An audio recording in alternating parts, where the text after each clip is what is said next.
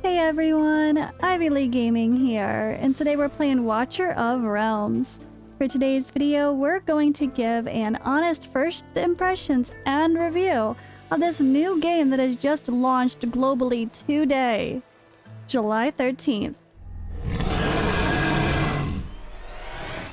So for today's video, as mentioned, we are going to give a bit of a first impressions of Watcher of Realms. As you can see from the amazing art here, this has such a great dark fantasy vibe, and I really think it's going to appeal to a lot of my audience. It's a hero collector game, but it also has the elements of a tower defense.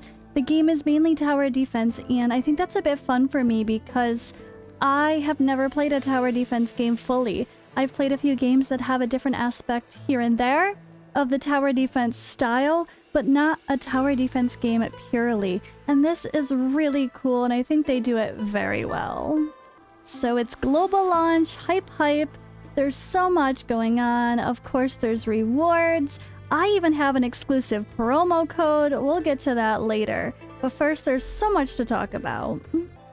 I do want to quickly note that I am on the Forerunner server, guys. I am not on the actual launch server, so yes, we did get to play this a little bit before the global launch, but don't you worry, if you're playing on global, there is no concern for competition with those who've played before you, because they will be on a separate server, so we'll all start together with global if you are starting a new account. Right away, I noticed the character designs were great. The graphics really do weigh heavily on first impressions, and I think the art in this game is quite lovely, with high quality audio and visual effects as well. It's got a diverse lineup of over 100 heroes, over 30 races, and 8 factions, and more to come. There's definitely something for everyone. Another thing I noticed right away was the skill descriptions were very thorough. First couple of minutes of playing the game brings you to a screen where you summon your first hero and show the free heroes you can get for day 3 and day 7. We could read the skills and the tooltips, explain the debuffs. Everything was just really helpful. The battle settings bring you to a monster manual that allows you to see the details of your enemies. This I thought was also really helpful. Speaking of in battle, the XP potions that you get while playing are used to level up your characters, so you don't need to worry about overcapping experience getting wasted. Speaking of experience, there are special raid levels during the campaign mode, which allow you to actually farm up more experience much faster to quickly level up all your heroes. I really love this feature. It even has an auto battle feature, so you don't have to worry about semi-manual those battles. Once you get through the tutorial to where you can choose to click, I suggest you go into the settings and turn up the quality a bit. The game does start out on a semi-high, but it's not quite the best, but you can actually turn it up a bit to ultra.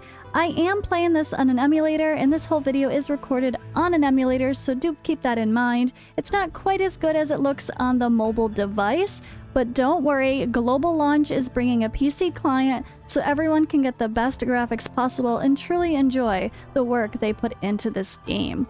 Now, while we're here on the settings mode, this is the perfect moment to show you guys adding promo codes. So I have my promo code. This is my exclusive one for all of you. Ivy Lee WOR. Capitals on the I and the L and WOR. This is going to give you hero experience potions, rare crystal, and stamina. There's also a special hidden code that was shown in an image on social media. WOR launch 713 is that code. I'll let you discover those rewards on your own. If so far this game seems of any interest to you, make sure you use my link in the description or the pinned comment to download the game. Make sure you download now to help new players get extra bonus rewards. Now, this does have a little bit of story, of course. What dark fantasy game doesn't have some lore to it? But honestly, I have to say that one of my critiques would be the story doesn't seem to grab me yet. It's okay, it doesn't really interest me too much yet.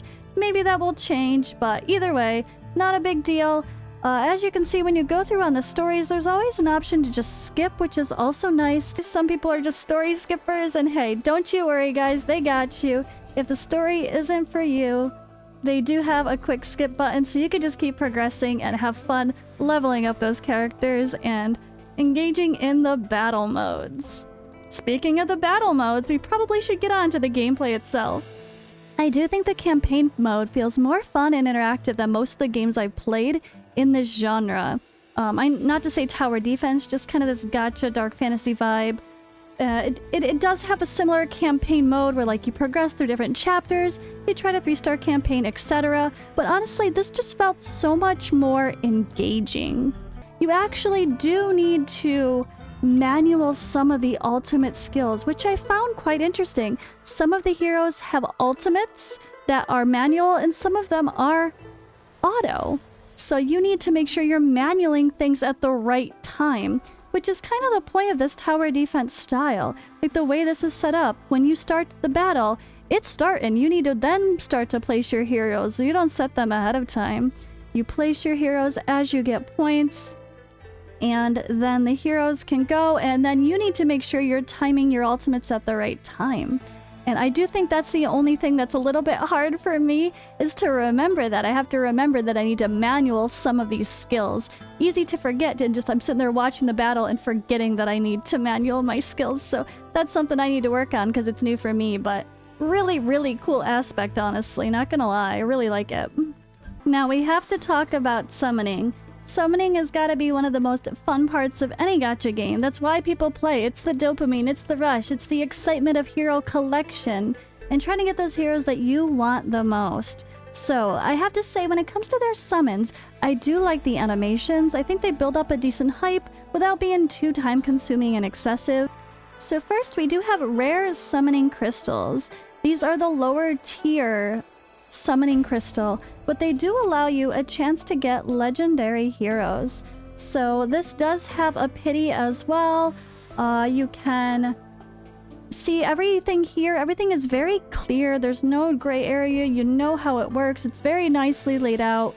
You can actually get all tiers of heroes, even the extra special legendaries from the base level crystal. Now it does look like they have summoning events. Like right now, we have a rare crystal event with designated heroes having a 10 times chance of being summoned.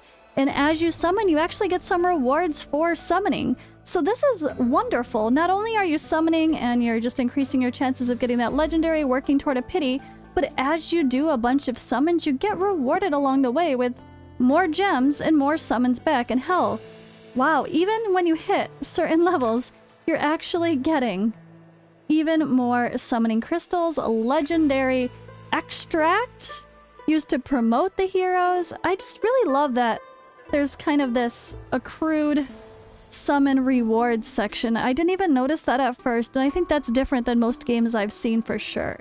Now, of course, there is a legendary hero summoning crystal as well. Here's that. And then the drop rates are also pretty clear here overall. So with these legendary summoning crystals, you can get epics and legendaries only. Don't worry, no rares can be pulled from these. And for free legendaries, I have to point out this amazing hero, Volca. She is given at the end of the storyline once you complete that for free. That's another free hero on top of those login rewards. There's so much more we could talk about in this game.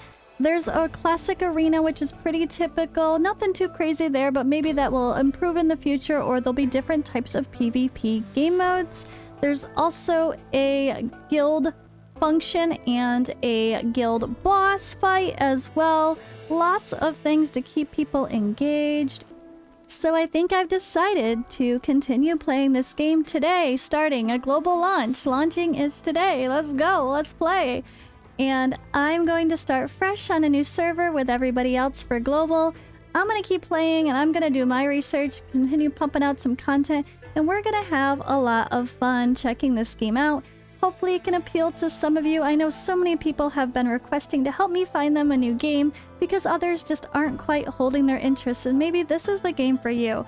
I'm honestly excited to play my first proper tower defense game and give it a shot.